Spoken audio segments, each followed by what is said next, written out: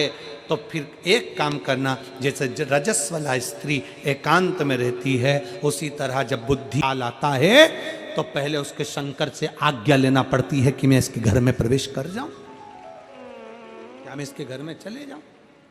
इसलिए आप लोगों से कहा था कि अपने अपने दरवाजे पर एक एक स्टिकर लगा।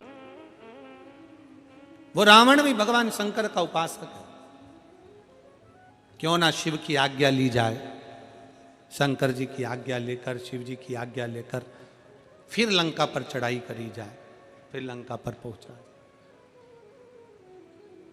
और शिव जी की आज्ञा, भगवान राम बालू रेत का शिवलिंग बनाकर, भगवान राम बालू रेत का शिवलिंग का निर्माण कर कर शंकर जी की आज्ञा लेकर फिर लंका पर चढ़ाई करने जाते हैं। कितना सुंदर प्रसंग शिव महापुराण में वेद व्यास जी लिखते हैं। 12 ज्योतिर्लिंग में से एक ज्योतिर्लिंग रामेश्वर ज्योतिर्लिंग हमें ज्ञान देता है कि शंकर के भक्त के घर में जाने से पहले भगवान को भी शंकर की आज्ञा लेना पड़ती है कि मैं इसको लेने के लिए जा रहा हूं।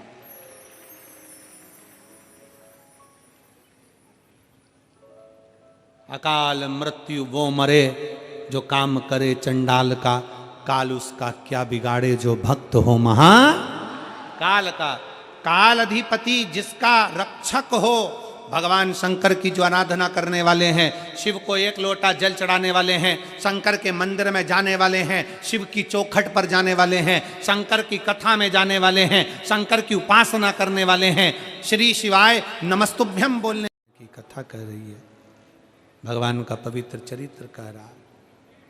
तारकासुर के तीनों बेटों ने मांग लिया कि अगर ब्रह्मा जी आप कह रहे हो कि हमारे प्राण छूटेंगे, हम मरेंगे, ठीक है, हम मरने को तैयार है, पर हमें वर दे दो, हम मरें तो तीनों एक साथ मरें, प्राण छूटे तो तीनों के एक साथ छूटे।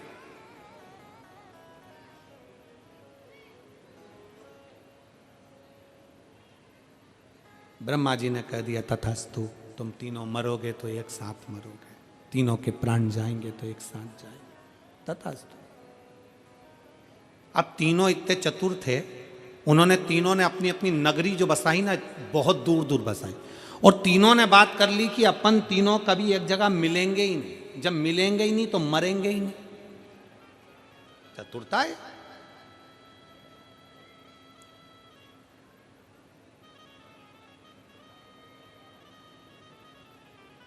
कितनी भी बादाम खा लो, कितना भी तिल्ली का लड्डू खा लो,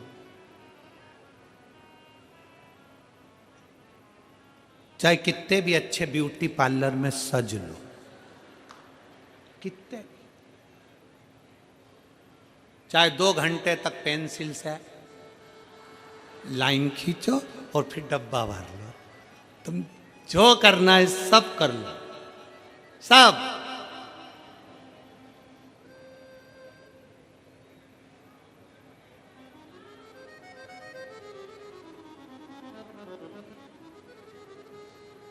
एक अपना जन्म प्रमाण पत्र और एक अपना मृत्यु प्रमाण पत्र, ये कभी भी अपने हाथों में तुम नहीं ले पाओगे, कभी नहीं। जन्म प्रमाण पत्र भी तुम्हारा दूसरे के हाथ में है और मृत्यु प्रमाण पत्र भी तुम्हारा दूसरे के हाथ में होगा।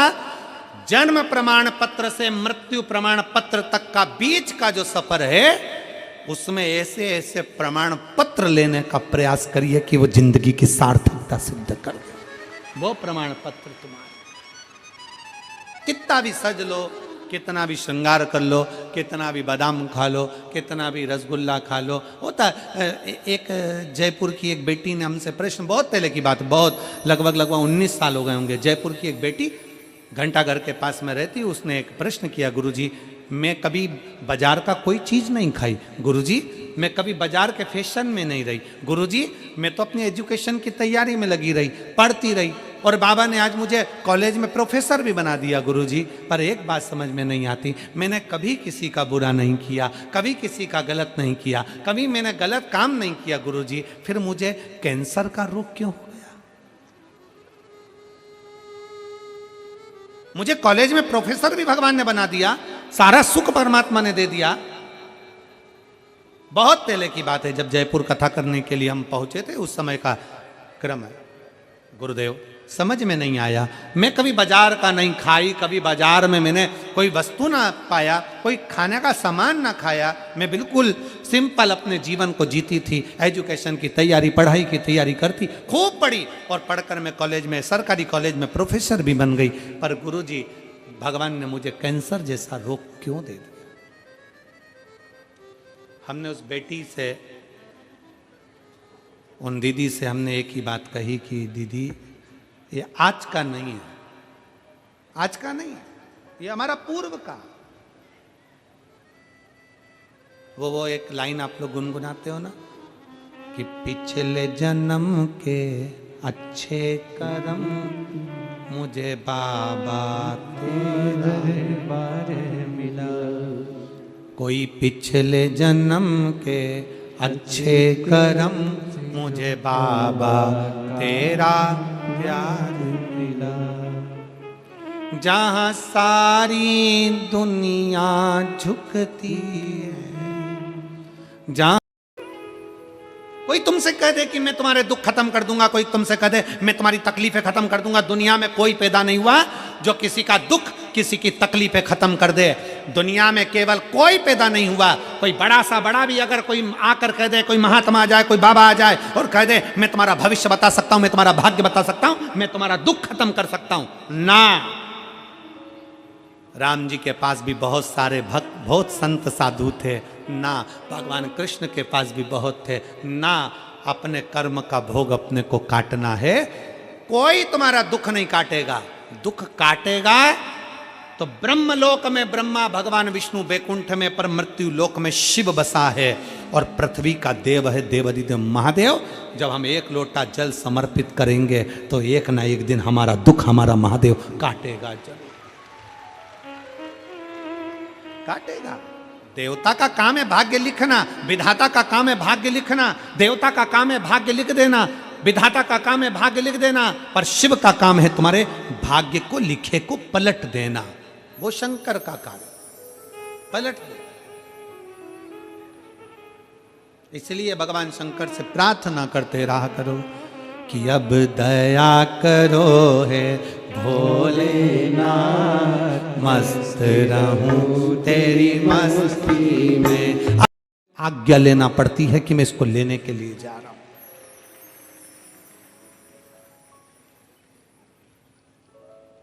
अकाल मृत्यु वो मरे जो काम करे चंडाल का, काल उसका क्या बिगाड़े जो भक्त हो महा काल का।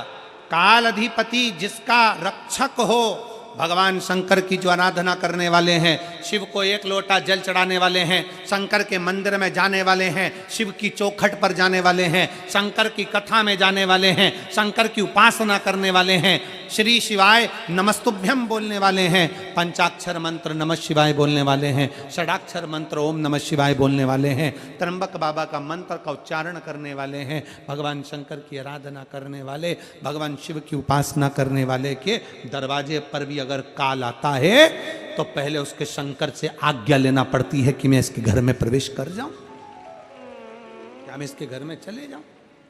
इसलिए आप लोगों से कहा था कि अपने अपने दरवाजे पर एक एक स्टिकर लगा दो, एक एक स्टिकर लगा दो। क्या? जम के बोलो जरा, श्री शिवाय नमस्तु। एक एक स्टिकर लगा दीजिए। गाड़ियों पे भी लिखवा दो श्री शिवाय नमस्तु। क्यों? क्या फायदा? दरवाजा बजाने वाला जब दरवाजा बजाएगा, कोई बुरी खबर भी देने के लिए आएगा, उस खबर को देने से पहले दरवाजे पर पड़ेगा श्री शिवाय नमस्तुभ्यम। शिव महापुराण की विद्येश्वर संहिता कहती है कि श्री शिवाय नमस्तुभ्यम बोलने वाले का मात्र मुख का दर्शन कर लो तो हजारों अश्वमेध यज्ञ का फल प्राप्त हो जाता है और हमारे पाप छिन्न हो जाते हैं।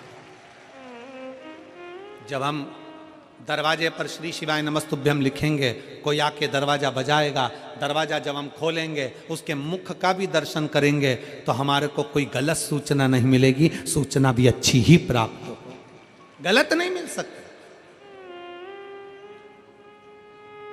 कुछ अच्छा ही मिले। एक पत्र है,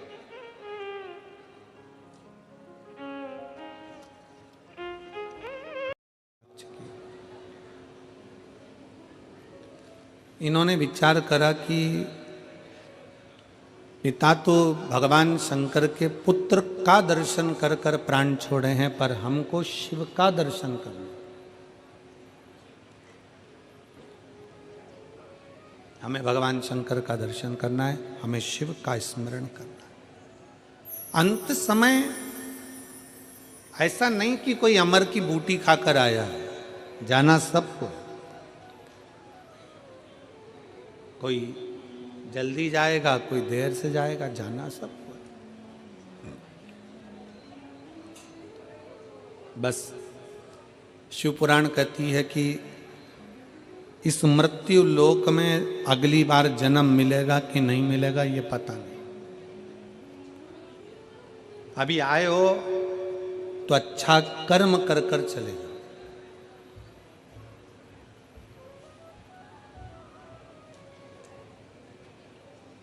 कुछ अच्छा करने का प्रयास करो। शरीर अच्छा दिया ना उसने, अरे बोलो तो जम के, अच्छा दिया ना।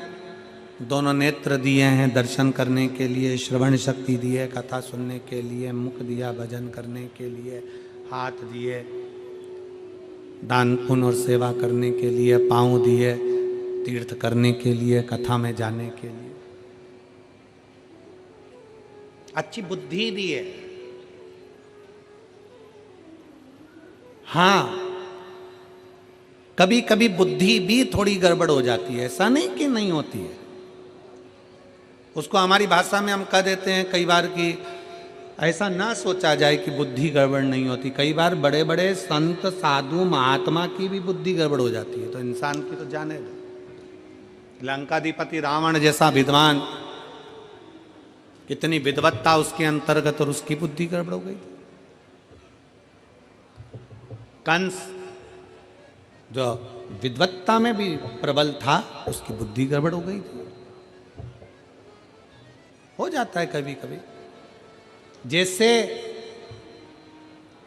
एक महिला, एक स्त्री, एक नारी रजस्वला होती है, महीने में एक बार नारी रजोधर्म धारण करती है, रजस्वला होती है, और रजस्वला होने पर वो नारी जैसे घर में काम नहीं करती है, पूजन नहीं करती, पाठ नहीं करती, उसी तरह जैसे स्त्री रजस्वला होती है और वो अच्छा कार्य नहीं करती है, उसी तरह मनुष्य की बुद्धि भी महीने 2 महीने में रजस्वला हो जाती है। वो बुद्धि भी काम करना बंद कर देती है। कभी कभी बुद्धि भी काम करना बंद कर देती, बुद्धि भी रजस्वला हो जाती है। अच्छी चल रही है, अच्छा बुद्धि काम कर रही है, अच्छा चित्त लग रहा है, अच्छा कार्य हो रहा है, मालूम पड़े बुद्धि ने काम करना बंद कर दिया, गलत मार्ग पर चली गई। कोई गलत दोस्त मिल गए, गलत मित्र मिल गए, गलत सोच वाले मिल गए, निंदा वाले मिल गए, चुगली वाले मिल गए, बेकार मिल गए।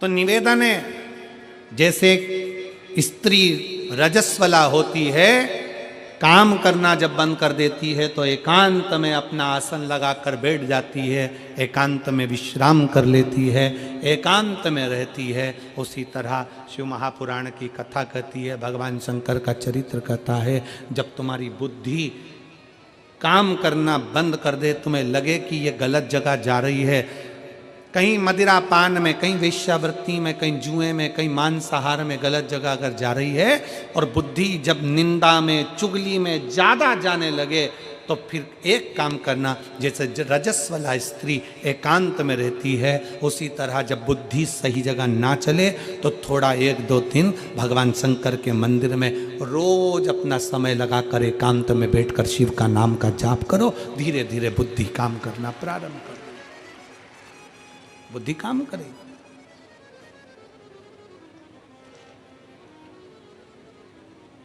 कभी कभी ये बुद्धि काम करना बंद कर देती है, अच्छी जगह जाना बंद कर देती है, महाराज श्रेष्ठ जगह नहीं जाती है।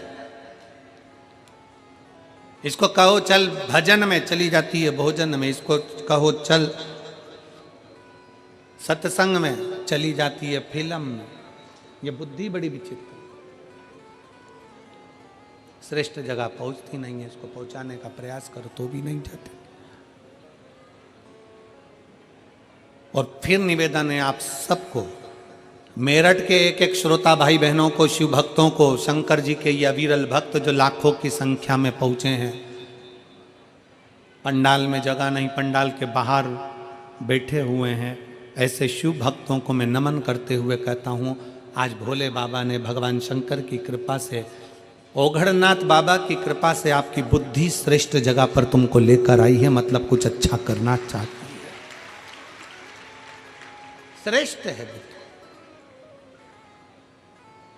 कई लोग कहते हैं गुरुजी कथा सुनने से कुछ हो सकता है क्या, कथा सुनने से कुछ मिलेगा क्या, कथा सुनने से कुछ प्राप्त होगा। हम उनसे कहते हैं कुछ नहीं मिलेगा, कम से कम 3 घंटे कथा में बैठोगे तो लोगों की बुराई तो नहीं करोगे, उतना ही बहुत है। 3 घंटा कथा में बैठो तो कम से कम गलत बात तो नहीं सुनोगे, किसी की निंदा तो नहीं सुनोगे, किसी सब शब्द तो नहीं सुनोगे। 3 घंटा कथा में बैठोगे तो आड़े तेड़े काम तो नहीं करोगे। 3 घंटा कथा में बैठोगे, अपनी इंद्रियों को संयमित करोगे, इंद्रियों को संयम। कितना संयम है। लोग कहते हैं संत बड़े, लोग कहते साधु बड़े, लोग कहे तपस्वी बड़े, लोग कहे साधक बड़े, लोग कहे उपासक बड़े। और कुंभज बाबा, अगस्त ऋषि भगवान शंकर के सामने कहते हैं कि सबसे बड़ा होता है कथा को सुनने वाला श्रोता, सबसे बड़ा होता है कथा को श्रवण करने वाला श्रोता, कथा सुनने वाला श्रोता सबसे बड़ा होता है, कथा श्रवण करने वाला श्रोता बड़ा होता है। और कितनी संख्या में, कितना, जरा विचार करिए मेरी जीजियों। आप लोग तो ये हो सकता है कि यहाँ जो कथा में आगे बैठे हैं, हो सकता है कि 1 बजे कथा चालू हुई होगी तो 1:30 बजे आए होंगे, 2 बजे आए होंगे, 2:30 बजे आए होंगे, हो सकता है कि 12 बजे आए होंगे, 1 बजे आए होंगे। पर ये पंडाल में बैठी हुई मेरी जीजियाँ, मेरे जीजा, मेरी माताएं, मेरी बेटियाँ, बेटा सवेरे 7 बजे से एक जैसा नहा धो के थोड़ा सा नाश्ता पानी कर कर अपना आसन लगा कर बैठते हैं, शाम के 5 बजे तक इंतजार करते रहते हैं, अपनी इंद्रियों को संयमित रखते हैं, ना वॉशरूम जाना, न पानी भी उतना पिएंगे जितना लगे शरीर को, ज़्यादा पी लेंगे तो वॉशरूम जाना पड़ेगा, कहीं बाहर ना जाना पड़ जाए, इंद्रियों को संयमित करा, साधा है। श्री शिवाय नमस्तुभ्यं। स्वागत है आप सभी का मेरे चैनल में। यदि यह वीडियो कथा अच्छी लगी है तो इसको लाइक करें, चैनल को सब्सक्राइब करें और कमेंट बॉक्स में श्री शिवाय नमस्तुभ्यं में हर हर महादेव अवश्य लिखें। आज तो गुरुजी ने कथा में यह भी बताया है कि हमें श्री शिवाय नमस्तुभ्यं बोलने लिखने से मात्र 1000 अश्वमेध यज्ञों का फल की प्राप्ति होती। तो आप ज़रूर लिखें। धन्यवाद।